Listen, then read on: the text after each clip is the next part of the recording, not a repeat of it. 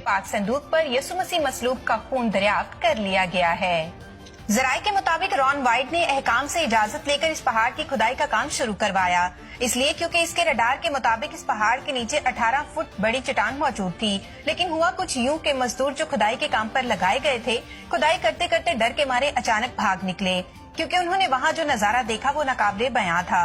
Ron white ने लोगों को अपने पास बुलाकर पूछा कि तुम लोग बिना पैसे लिए कहाँ भागे जा रहे हो। उन्होंने कहा, हमने वहाँ पाक संदूक देखा है। रॉन वाइट खुद गार के अंदर गया। जब उन्होंने देखा तो वहाँ पाक संदूक पाया और वो एकदम बेहोश होकर गिर पड़े। उनके बेटे ने बड़ी मुश्किल से उन्हें गार से बाहर निकाला।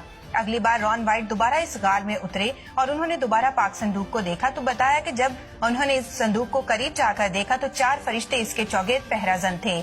उनमें से एक फरिश्ता रॉन वाइट से बातें करने लगा। उसने कहा कि हम मूसा के दौर से लेकर अब तक पाक संदूक की रखवाली कर रहे हैं। रॉन वाइट ने पाक संदूक के ऊपर जमा हुआ खून देखा, जो कई अरसे गुजर जाने की वजह से मुकम्मल सूख चुका था। उन्होंने खून का सैंपल लिया और मेडिकल रिसर्च सेंटर पहुंच गए। मेडिकल रिसर्च सेंटर वालों ने बताया कि हम इस खून के बारे में ज्यादा मालूमात नहीं दे सकेंगे, क्योंकि खून के सेल्स अब तक खत्म हो चुके होंगे। मगर रॉन वाइट, जो खुद एक मेल नर्स भी था, इसने इन लोगों से दरखास्त की कि इस खून का डीएनए मालूम करें। रॉन वाइट की बात मानकर रिसर्च सेंटर्स वालों ने 24 घंटे के लिए खून के सैंपल को एक खास किस्म के सोल्यूशन में रखा और 24 घंटे के बाद खून का टेस्ट किया गया।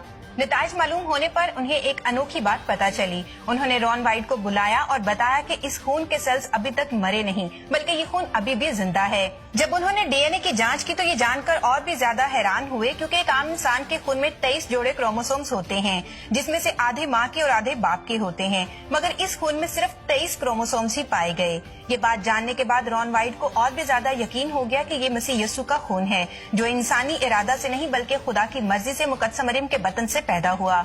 अब इसके जहन में सवाल पैदा हुआ कि आखिर ये खून इस संदूक पर आया कैसे। इस बात के मुतालिक मजीद शवाहद इकट्ठे करने के लिए रॉन वाइट एक मरतबा फिर उसी गार में गए।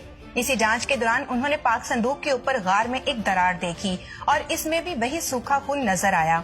तो उन्हें मालूम हुआ कि ये खून ऊपर से ही बहता आया है। इसके जरिए उन्हें पता चला कि इसके ऊपर वो मुकाम है जहां यीशु मसीह को मसलूब किया गया और यीशु मसीह की सलीबी मौत के हवाले से बाइबल मुकद्दस में लिखी गई बातों को याद किया, जहां लिखा है, और देखो यीशु ने फिर बड़ी आवाज से चिल्लाकर जान दे दी, और देखो हैकल का पर्दा ऊपर से नीचे तक फटकर 2 टुकड़े हो गया और जमीन लर्जी और चट्टानें तिड़क गईं। यकीनन ये वो दरार थी जो यीशु मसीह की मौत के वक्त आई थी और इसी दरार के जरिए यीशु का लहू पाक संदूक के ऊपर गिर गया।